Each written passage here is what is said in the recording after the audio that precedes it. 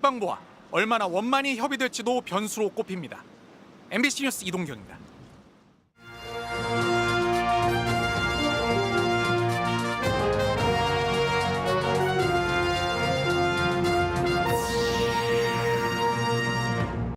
게릴라성 폭우에 충북 곳곳이 순식간에 물난리를 겪었습니다. 최근 이런 비가 반복되고 있습니다. 오송 참사 당시 현장을 기록한 새로운 블랙박스 영상들이 끊이지 않고 있습니다. 소방의 초기 대응도 다시 도마에 올랐습니다. 세금 들여 리모델링을 해줬더니 월세방으로 둔갑한 보은의 한 마을회관이 있습니다. 지자체가 경찰에 고발했습니다. 청주 도심의 한 교차로에서 과산화수소를 가득 실은 탱크로리가 넘어져 재난 문자가 발송되는 등의 소동이 벌어졌습니다. 교통통제로 혼잡도 빚어졌습니다.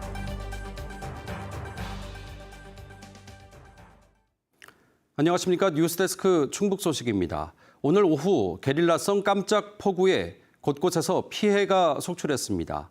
순식간에 앞이 보이지 않을 정도로 쏟아졌는데요. 이런 비 종종 반복될 거라고 합니다. 이지현 기자가 보도합니다. 청주 도심을 지나는 차량 바퀴가 물에 잠겼습니다. 교차로는 저수지처럼 물이 들어찼고 도로는 하천처럼 변했습니다. 한 고등학교 운동장은 아예 흙탕물 수영장이 됐습니다. 넌 집 어떻게 가? 창고에 물이 샌 상점도 짧은 폭우가 남긴 물을 퍼내느라 정신이 없습니다. 저는 비만 오면 저기부터 가봐요. 저가 샜던 곳이라. 그래 갔더니 지금 또 물고 있어. 지금 그거 퍼내고 있었던 거예요. 낮 한때 30분 남짓 쏟아진 기습폭우로 벌어진 일입니다. 청주 서원, 청원구와 진천 등 충북 중남부를 중심으로 시간당 많게는 70mm가 넘는 말 그대로 장대비가 쏟아졌는데 배수구가 막히거나 배수 능력보다 시우량이 많은 저지대가 직격탄을 맞았습니다. 지금 빠지고 있어. 인근 도로에 쏟아진 흙탕물은 모두 빠진 상태지만 이렇게 미처 물이 빠지지 못한 지대에는 성인 발목 높이까지 물이 차올라 있습니다. 한때 진천과 음성에 호우 경보가 발령됐고 도로가 침수되고 하수구가 역류한다는 신고가 40건 가까이 접수됐습니다. 좀 겁나더라고. 이게 완전히 여기가 도로가 아니라 완전히 하천? 하천 느낌 같이 막 범람하기 일부 직전이어서 이쪽에가. 이번 폭우의 원인은 대지가 달아오른 상태에서 찬 공기와 따뜻한 공기가 만나 대기가 크게 불안정해졌기 때문입니다. 태평양 고기압하고 우리나라 서쪽에 위치한 저기압 사이로 비좁은 공간으로 매우 따뜻하고 이제 많은 수증기가 유입이 되면서 청주 기상지청은 내일까지 시간당 최대 60mm의 매우 강한 비가 오는 곳이 있겠다고 내다봤습니다. MBC 뉴스 이지연입니다. 오송 지하차도 참사 상황이 담긴 새로운 블랙박스 영상을 저희가 단독 입수했습니다. 초기 대응이 엉망이었다는 증언이 나왔고 또 소방이 다른 지하차도와 헷갈렸던 게 아니냐는 의혹도 제기됩니다. 김대웅 기자입니다. 장대비가 쏟아지는 가운데 차량 한 대가 지하차도로 들어갑니다. 처음에는 바닥에 그려진 차선이 보였지만 중간부터 물이 고여 있습니다. 출구를 올라갈 무렵 갑자기 물이 쏟아져 들어옵니다. 속력을 높여 물살을 헤쳐가 보지만 곧 거센 물살에 지하차도로 다시 빨려 들어갑니다. 불어난 물에 차량은 물 위에 떠서 이곳저곳 부딪히고 떠내려가기를 반복합니다. 터널 안에는 차가 가라앉아 지붕 위로 올라가는 사람들도 보입니다. 어차피 차가 밀려나가고 있으니까 기다리고 있다가 이제 창문 쪽까지 물이 차오르다 보니까 이제 더 이상 기다리면 안 되겠다 싶어서 7분 뒤 운전자가 창문을 통해 탈출했을 때는 차량이 터널 입구까지 500m 가까이 떠내려온 상태였습니다. 운전자가 간신히 지하차도에서 빠져나왔을 때 소방 선착대도 터널 입구에 도착했습니다. 하지만 구조 활동은 이루어지지 않았습니다. 불을 끄는 소형 펌프차여서 구조 장비가 없었기 때문입니다. 자기들은 불 끄는 사람들이지 구조 장비가 없어서 해줄 게 없다라고 하면서 그냥 넉넉히 보고 있더라고요. 첫 신고 44분 뒤 구조 차량이 도착했지만 그때는 터널이 물에 완전히 잠긴 상태였습니다. 소방당국의 생존자 분류도 엉터리였습니다. 궁평 2 지하차도가 아닌 1 지하차도에서 구조한 것으로 보고된 겁니다. 이마저도 운전자가 차량 보험 처리를 하다 잘못 보고된 사실을 알아냈습니다. 소방당국은 첫 신고 접수도 2지하차도가 아닌 1지하차도로 잘못 기재한 바 있습니다. 희생자들을 빠르게 구조하는 것이 필요했던 상황임에도 불구하고 이 장소를 오인함으로써 초기 구조가 늦어진 것이 아닌가라는 의혹이. 이에 대해 충북소방본부 관계자는 119 상황실 근무자가 문서 작성을 잘못했지만 지하차도 위치를 헷갈린 것은 아니며 또 빨리 현장을 파악하기 위해 가장 가까운 곳에 있던 대원들을 보내다 보니 화재 진압 차량이 먼저 도착한 것이라고 해명했습니다. MBC 뉴스 김대웅입니다. 중대 시민재해 오송 참사 진상규명 시민대책위는 기자회견을 열고 참사 한 달이 지나도록 혁신과 제도 개선이 제자리 걸음이라면서 충청북도를 비판했습니다. 대책위에 참가한 시민단체와 유가족들은 김영환 지사가 진상규명은 뒷전이고 기업에 후원금을 걷어 안전재단을 설립하겠다고 선전하고 있다면서 유가족 요구사항에는 답변조차 없다고 지적했습니다. 또 유가족과 생존자 가운데 일상생활이 안 될 정도로 불안한 사람이 많다며 정확한 현황 파악과 지원 체계 마련을 주문했습니다. 오송 참사를 계기로 충청북도가 재난 안전을 최우선 과제로 설정하는 안전충북 2030 프로젝트를 추진합니다. 안전충북 2030 프로젝트는 도내 각 분야의 모든 역량을 결집해 재난안전 시스템을 종합 개편하는 것으로 안전 문화 확산을 위한 별도 조직 설립과 신종 재난 분석, 대비책 강구 등 12개 세부 계획이 포함됐습니다. 또 7.15 참사의 교훈을 백서로 남기고 희생자를 추모하는 등의 과제도 추진합니다. 이장이 주민들 공동 공간인 마을회관에 세입자를 들여 수년간 월세를 받아왔습니다. 세금을 들여 마을회관을 원룸 형태로 고쳐준 보훈군은 이걸 모르고 있었는데요. 이장은 받은 돈을 마을을 위해서 썼다고 주장하고 있습니다. 정재영 기자입니다. 겉보기엔 평범한 보훈군의 한 마을회관. 경로당을 지나 2층에 올라가자 호실 번호가 적힌 방 5개가 나타납니다. 내부엔 화장실 겸 욕실이 딸려 있고 드럼 세탁기와 전기 레인지, 인터넷 TV까지 설치돼 있습니다.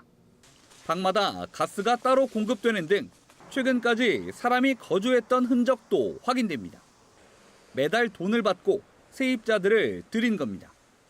피어있을 때가 많고 이제 뜨내기로 이제 들락날락하지. 뭐든 애기서 사는 사람은 있고 지금은 저 밑에 다리 있는 사람들 갈 데 없고라니까. 마을회관에서 월세 임대 사업이 시작된 건 리모델링이 끝난 뒤인 2020년 초. 2층은 원래 회의실이었는데 공부방과 반상회실이 필요하다는 이장 요구에 보훈군이 보조금 1억 원을 들여 고쳐줬습니다. 그런데 이장은 새로 만든 방들을 한 달에 25만 원에서 32만 원 사이를 받고 건설 현장 노동자 등에게 빌려줬습니다. 건물 용도상 임의로 임대할 수 없고 보조금 사용 목적에도 어긋나는 일입니다. 심지어 선거법 위반으로 이장 자격을 잃은 2년여의 기간에도 자신이 마을회 계좌를 관리하며 불법 임대를 계속했습니다. 모두 3년 반 동안 이장이 자기 명의의 마을회 계좌로 받은 월세는 스스로 밝힌 것만 1,500만 원 정도입니다. 이장은 불법인 줄 몰랐고 비워두는 게 아까웠다며 월세는 모두 주민들을 위해 썼다고 주장하고 있습니다. 다만 계좌 내역 공개는 거부했습니다. 한 번도 쓰지 않다가 올해만 좀 썼어요. 그만큼만 올해만. 마을에 쓸 돈만 썼지 저는 개인적으로 10원 적게 번지는 게 없어요. 저는. 보조금이 목적대로 쓰이는지 감독해야 할 보훈군은 3년이 넘도록 이런 사실을 모르고 있었습니다. 취재가 거듭되자 해당 이장을 지방보조금법 위반 혐의로 경찰에 고발했으며 월세 수익에 대한 환수도 준비하고 있다고 밝혔습니다. 또 수사를 통해 이장이 챙긴 돈이 있거나 임대사업을 위해 리모델링을 요구한 걸로 드러나면 보조금 1억 원도 회수할 계획이라고 덧붙였습니다. MBC 뉴스 정재영입니다. 일본의 후쿠시마 오염수 방류에 대한 규탄의 목소리가 이어지고 있습니다. 청주 충북환경운동연합 등은 도청에서 기자회견을 통해 오염수 해양 투기를 인류에 대한 핵 테러로 규정하고 일본 정부를 향해 이기적이고 무책임하다고 지적했습니다. 또 우리 정부를 향해 오염수 방류에 반대 의견을 표명하고 국제해양법 재판소에 제소하는 등 철회를 강력히 촉구하라고 요구했습니다. 이번 회견에는 충북참여자치 시민연대와 민주노총 충북지역본부, 전교조 충북지부 등 19개 단체가 참여했습니다. 출근길 도심 한복판에서 과산화 수소를 싣고 달리던 탱크로리가 넘어지는 사고가 났습니다. 화학물질 누출 우려 때문에 교통이 통제되고 안전 문자까지 발송되는 등 소동이 벌어졌습니다. 김은초 기자입니다. 넘어진 대형 탱크로리 밑바닥이 훤히 드러났습니다. 운전석 지붕이 뜯긴 채 뒤틀어졌고 앞유리는 여기저기 금이 갔습니다. 오늘 아침 8시 반쯤 서청주 나들목 인근 교차로에서 과산화수소를 가득 싣고 달리던 18톤 탱크로리가 넘어졌습니다. 50대 운전자는 병원으로 옮겨졌고 교차로 한쪽 방향 4차로가 통제돼 가뜩이나 출근길 차량이 몰리는 지점에 극심한 혼잡이 벌어졌습니다. 넘어진 차량을 일으켜 세워보니 차량과 인도 난간 곳곳이 부서진 채 뒤엉켜 있었습니다. 차량이 넘어지면서 인도 난간은 형체를 알아보기 어려울 정도로 부서졌고요. 탱크 겉면은 움푹 패이고 찢겨나갔습니다. 특히 탱크 안에 가득 실린 과산화수소 누출 가능성 때문에 일대는 한때 비상이 걸렸습니다. 누출 경고와 차량 우회를 알리는 안전 문자가 잇따라 발송되기도 했습니다. 과산화수소는 소독약이나 표백제에 쓰이며 인체에 닿으면 호흡곤란이나 화상 위험도 있는 화학물질이라 경찰과 소방은 물론 지자체와 환경당국도 출동했습니다. 사고 지점은 보행자 통행도 많은 데다 바로 옆에는 하천이 흘러 우려가 컸습니다. 차량을 일으켜 세울 때도 누출을 막기 위해 간이 울타리까지 설치됐습니다. 누워있어서 이제 어딘가에 막혀있다가 이렇게 세웠는데 막혀있던 부분이 열리면서 이제 쏟아지면은 이제 아래쪽으로 다 흘러내려갈 수도 있으니까 이제 그거 막으려고. 다행히 차량 연료만 조금 새어나왔을 뿐 과산화수소 누출은 없었던 걸로 확인돼 2시간 만에 통행이 재개됐습니다. 안전이 중요하기 때문에 일단 시민들 알아야 통하는 차량도 있고 하니까 미리 사실을 통제해서 인지하게끔 조치를 취한 거죠. 경찰은 50대가 몰던 탱크로리가 교차로에서 좌회전을 하다 무게를 이기지 못해 넘어진 걸로 보고 정확한 경위를 조사하고 있습니다. MBC 뉴스 김은초입니다. 오늘 오전 8시쯤 영동군 영동읍 국도 4호선 도로 옆 사면에서 500톤의 암석과 토사가 무너져 내려 2개 차로를 덮쳤습니다. 다행히 인명이나 차량 피해는 없었지만 경찰과 지자체 등은 추가 붕괴에 대비해 양방향 4차로 통행을 제한하고 중장비를 투입해 복구 작업에 나섰습니다. 영동군은 무너진 토사 양이 많아 통행 재개까지는 시간이 걸릴 것으로 보고 있습니다. 충청북도가 카이스트와 함께 추진하는 인공지능 바이오 영재고 신설에 대한 예비 타당성 조사가 면제됩니다. 과학기술정보통신부는 국가연구개발사업평가 총괄위원회를 열어 학교 신설에 대한 예타 면제를 확정했습니다. 이에 따라 2027년 3월 개교가 목표인 영재고는 넉 달 정도 사업계획 적정성 검토를 거쳐 규모와 사업비 등이 확정될 예정입니다. 오송 카이스트 부설 인공지능 바이오 영재고는 고등학교와 대학을 한 학교처럼 운영해 과학 인재를 육성하는 기관으로 충북의 수건인 우수인재 유출을 막을 해법으로 제시돼 왔습니다. 청주 오송의 국제학교 설립을 위한 절차가 시작됐습니다. 충북경제자유구역청은 가칭 오송 국제학교 설립을 위한 타당성 조사 연구 용역에 착수해 내년 4월까지 입학, 수요 등 설립 타당성을 분석할 예정입니다. 경자청은 2027년 하반기 개교를 목표로 오송 경제자유구역이나 개발 예정지에 26개 학급 800명 규모의 국제학교 설립을 구상하고 있습니다. 외국 인력으로 산업체 부족 인력을 충원하기 위해 지역 경제단체들이 협약을 체결했습니다. 한국산업연수원과 청주시 기업인협의회, 이노비즈협회 등 경제단체들은 유학생이나 재외동포 등을 인구 감소 지역에서만 5년간 거주, 취업시키는 비자를 청주와 진천, 음성 등까지 확대 전환할 것을 충청북도와 법무부에 건의하기로 했습니다. 또 실무위원회를 구성해 외국 인력 자료를 체계적으로 구축하고 외국인 취업 수요 조사도 진행하기로 했습니다.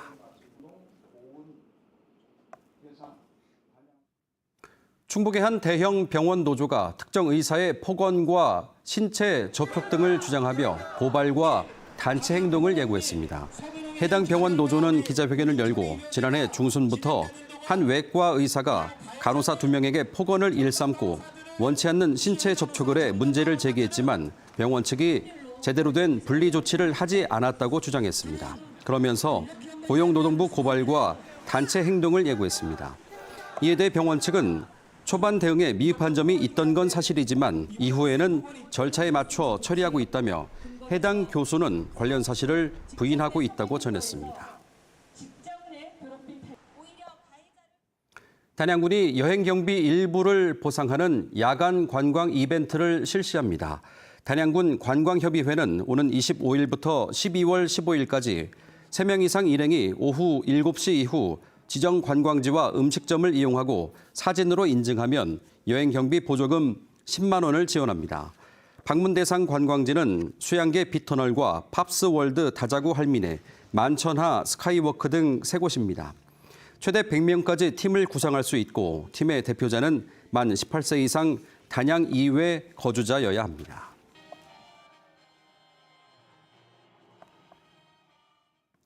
영동 양수발전소 건설에 따른 수몰지역 주민들이 이주에 합의했습니다.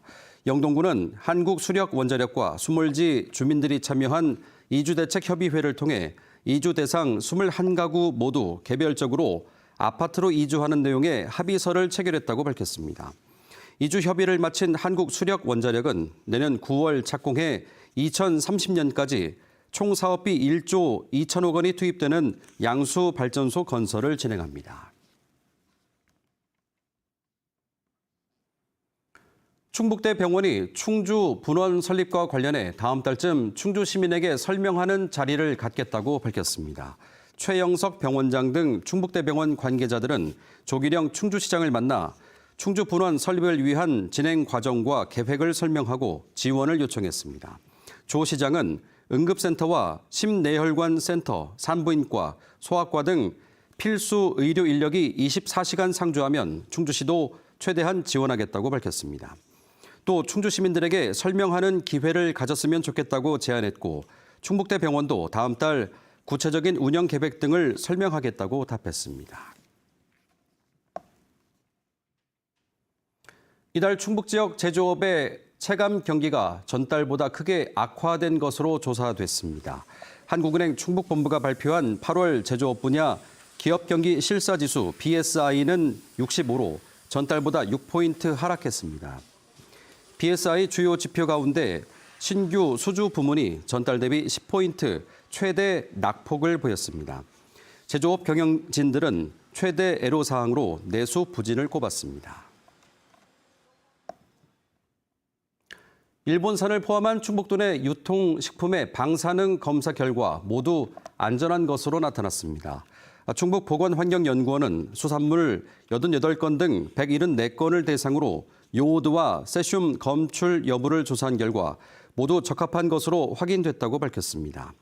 연구원은 일본 후쿠시마 원전 사고를 계기로 2014년부터 방사능 검사 체계를 구축했고 올해는 특히 수산물에 대한 검사 비중을 지난해보다 2배 이상 늘렸습니다. 검사 결과는 식약처 홈페이지를 통해 공개하고 있습니다. 장마 이후 고온이 지속되면서 흑명나방이 다수 발견돼 주의가 요구됩니다. 청주시 농업기술센터는 예찰 결과 흑명나방으로 인한 벼농사 피해가 예년과 달리 약 1,500헥타르 규모로 추산됐다며 적기 방제를 당부했습니다. 흑명나방은 중국에서 유입되는데 벼잎을 갉아먹어 벼잎이 하얗게 되면 광합성이 충분치 않아 수확량이 줄고 벼알이 제대로 여물지 않게 됩니다. 충북 소식 마칩니다. 고맙습니다.